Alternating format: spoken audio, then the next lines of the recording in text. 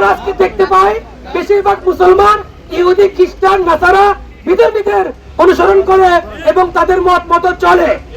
আল্লাহ বলছেন ফাইন তাওয়াল্লাইতুম ফাইন্নাহু মিনহুম ফাইন তাওয়াল্লাউ মিনকুম ফাইন্নাহু মিনহুম, তোমাদের মধ্যে যারা তাদেরকে বন্ধুরূপে গ্রহণ করবে তারা তাদের মতই হয়ে যাবে। সুতরাং আমাদেরকে সতর্ক হতে হবে, সাবধান হতে হবে। এই ফিলিস্তিনি ইসরায়েলি পণ্য আমাদেরকে বর্জন করতে হবে। ফিলিস্তিনের পক্ষে, ইসরায়েলের বিরুদ্ধে আমাদের সোচ্চার ভূমিকা রাখতে হবে।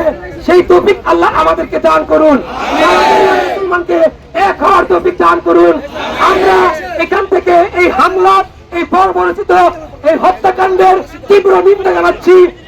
এমন ভাবে এটাকে বর্জন করবো যাতে আমরা মুসলিম উম্মারা সবাই একভাবে জাগ্রত হয়ে স্লোগান দিতে পারি, ফিলিস্তিন জিন্দাবাদ, ফিলিস্তিন জিন্দাবাদ।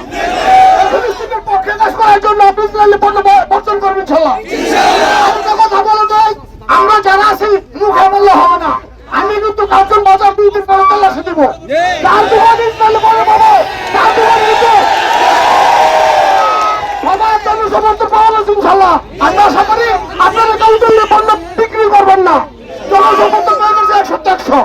সাহেব, আমরা আজকে আমেরিকার বিরুদ্ধে কথা বলবো ইনশাআল্লাহ।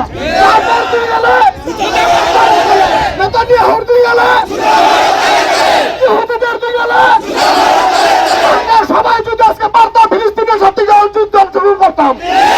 আমাদের সবার আজকে মন মানসিকতা এমন হয়েছে দেখতেছি, আমরা সবাই আনন্দ সৃষ্টি হয়ে গেছি ফিলিস্তিনের পক্ষে দাঁড়ানোর জন্য। আমাদের শরীরের রক্ত চক্র করতেছে, ফিলিস্তিনের পক্ষে দাঁড়াতে চাই।